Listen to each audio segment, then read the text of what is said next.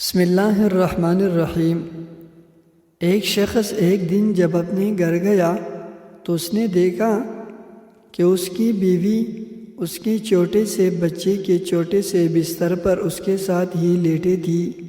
وہ شخص حیران ہوا اور بولا کہ اگر آرام کرنا ہے تو اپنے بستر پر لیٹ جاتی، یہاں تو اور ہی تک گئی ہوگی۔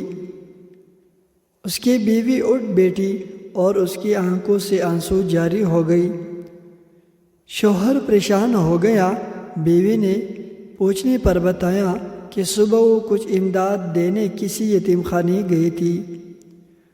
وہاں اس نے دیکھا کہ چھوٹے چھوٹے سے بچے جو ابھی کچھ مہینوں کے ہی تھے اپنے پنکھوڑوں میں چپ چاپ تمیز سے لیٹے ہوئے تھے۔ وہ بہت خوش ہوئی اور وہاں موجود نگران خاتون سے پوچھا کہ آپ نے ان چھوٹے چھوٹے سے بچوں کی اتنی شاندار تربیت کیسے کی؟ آپ مجھے بھی مشورہ دیں، میرا بھی ایک چھوٹا بچہ ہے۔ اس نگران خاتون نے جواب دیا کہ ہم دعا کریں گے کہ آپ کا بچہ کبھی تمیزدار نہ ہو اور خدا اس کے لیے آپ لوگوں کو زندہ رکھے۔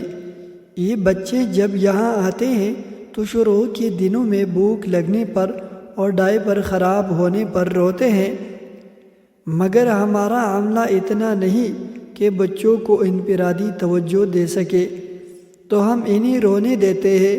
کچھ ہی دنوں میں انہیں عادت ہو جاتی ہے کہ یہاں ان کے رونے سے ان کے حاجت روائی نہیں ہوگی، کہنا ہو یا ڈائپر تبدیل کرنا، ہنگامی صورتحال کے علاوہ ہر چیز مقررہ وقت پر ہی انجام پاتے ہیں۔ جب وہ یہ بات سمجھ لیتے ہیں تو ان کا رونا کبھی کم اور عموماً بالکل ختم ہو جاتا ہے۔